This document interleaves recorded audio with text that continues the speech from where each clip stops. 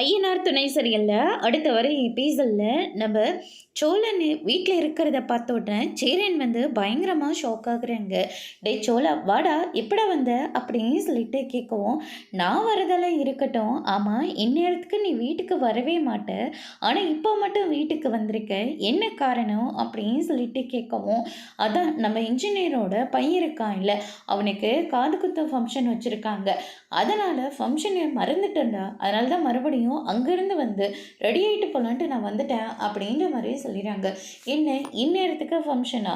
இன்ஜினியருக்கு அவருக்கு பையனுக்கா இல்லை அவரோட பையனுக்கா அப்படின்ற மாதிரி சொன்ன உடனே அவர் கொஞ்சம் லேட்டாக தாண்டா குழந்த பிறந்துச்சு அப்படின்ற மாதிரி சொல்லிட்டு, சரி சரி எனக்கு டைம் ஆகுது நான் கிளம்புறேன்னு சொல்லிட்டு ரொம்பவே அழகாக ரெடி ஆகிட்டு கிளம்புறாங்க.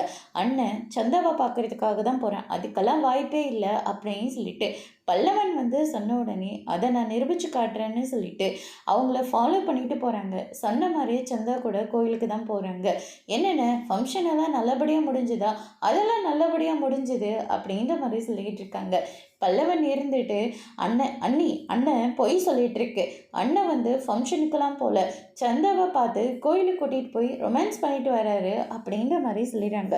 அப்படிலாம் ஒன்றும் இல்லை, நாங்கள் தான் உன்னை ஃபாலோ பண்ணிட்டு வந்து எல்லாத்தையுமே தான் பார்த்தோமே அப்படின்ற மாதிரி சொல்கிறாங்க. இதை கேட்டோன்னே இலா இருந்துட்டு பயங்கரமாக ஷாக் ஆகுறாங்க. அதுக்கடுத்து தான் நம்ம சேரன் கிட்ட எல்லாருமே ரொம்பவே சந்தோஷமாக விளையாடிட்டு இருக்காங்க. அதோட இன்னைக்கான ரொம்ப முடிச்சிருக்காங்க. இனி ஐயனார் துணையில் அடுத்தடுத்து என்னெல்லாம் நடக்க போகுதுன்றதை வெயிட் பண்ணி பார்க்கலாம். தேங்க்யூ.